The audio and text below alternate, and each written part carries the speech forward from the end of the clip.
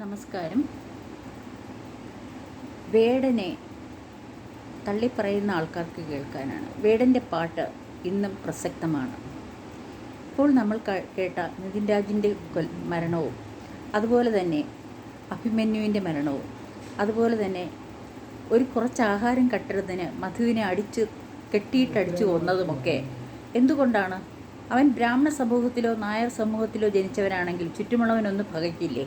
അല്ലെങ്കിൽ മുസ്ലിമോ ക്രിസ്ത്യനോ ആണെങ്കിൽ ഒന്ന് പകയ്ക്കില്ലേ? അപ്പോൾ നിങ്ങൾക്ക് ആദിവാസികളെയും അതുപോലെ തന്നെ ഷെഡ്യൂൾ കാസ്റ്റിലുള്ളവരെയും എന്നും ചെയ്യാമെന്നാണോ? പിന്നെ കുട്ടികളെ മാനേജ്മെൻറ്റ് സീറ്റിലുമൊക്കെ ഏതെങ്കിലും ഒരു കോളേജിൽ കയറ്റി വിട്ടിട്ട് അച്ഛനും അമ്മയും ലോൺ എടുത്ത് കയറ്റി വിട്ടതിന് ശേഷം ആ കോളേജിലുള്ളവർ ആ സമയത്തിൽ ഫീസ് ചോദിക്കും. അപ്പോൾ ഓൺലൈൻ ലോണുകളൊക്കെ എടുത്തു കൊടുത്ത് കുട്ടിയുടെ തലയ്ക്ക് ഭാരം കൂട്ടുകയല്ല നിങ്ങൾ വേണ്ടത്. നിങ്ങളുടെ കുട്ടികളുടെ ദിവസം 2-3 ദിവസം ഇടവിട്ടെങ്കിലും നിങ്ങൾ സന്ദർശിക്കുക. അവൻ്റെ മുഖത്തുള്ള ഭാവം എന്താണെന്ന് നോക്കുക. എപ്പോഴും ആ കുട്ടിക്ക് എവിടെയും നിന്നും അപഹാസങ്ങൾ ഏറ്റുവാങ്ങേണ്ടി വരികയാണെങ്കിൽ, അപമാനം ഏറ്റുവാങ്ങേണ്ടി വരികയാണെങ്കിൽ അത് അച്ഛനും അമ്മയും അല്ലേ അറിയേണ്ടത്? അത് അവർ അറിഞ്ഞ് അവർ വീട്ടിലേക്ക് തിരിച്ചു വിളിച്ചുകൊണ്ട് വരാത്തെന്താ?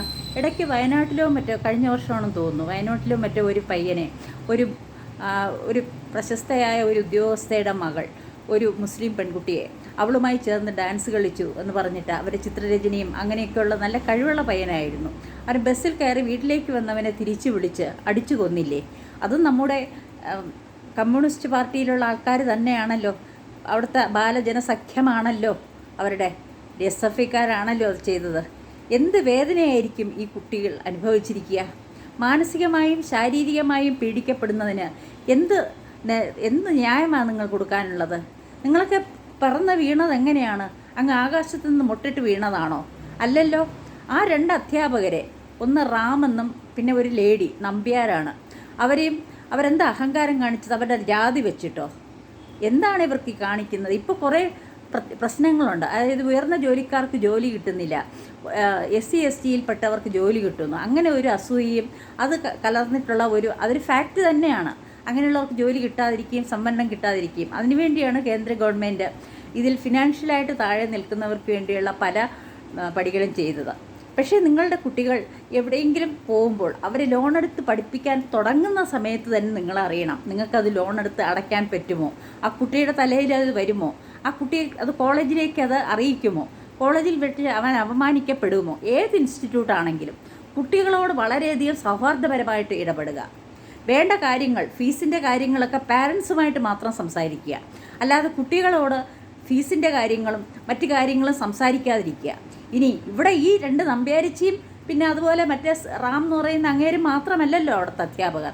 അവിടെയും കുറച്ച് ഈ ദളിത അധ്യാപകരുണ്ടാവുമല്ലോ. അവരെന്തേ ഈ കുട്ടിയുടെ കാര്യം ശ്രദ്ധിച്ചില്ല? ഇല്ലെങ്കിൽ അടുത്ത സുഹൃത്തുക്കളുണ്ടാവുമല്ലോ. എല്ലാവരും ആ സ്വർണ്ണ സിംഹാസനത്തിൽ നിന്ന് ഇറങ്ങി വന്നവരല്ലല്ലോ. അവരെന്തേ ശ്രദ്ധിച്ചില്ല?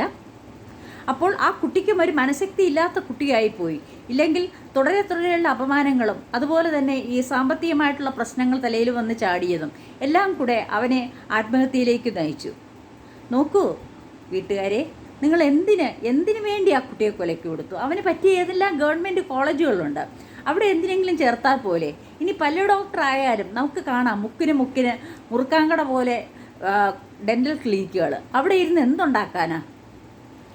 എന്തിനു വേണ്ടി ഈ കുട്ടിയെ കൊണ്ടുവന്ന് BDSനും മറ്റുമൊക്കെ ചേർത്ത് അവൻ ഡോക്ടറായി കാണാനായിട്ട് ആവശ്യമില്ലാത്ത സീറ്റുകളിലൊക്കെ കൊണ്ട് ചേർക്കുന്നു? നമുക്ക് കൊക്കിന് ഒതുങ്ങുന്നതല്ലേ നമ്മൾ കുത്താവൂ.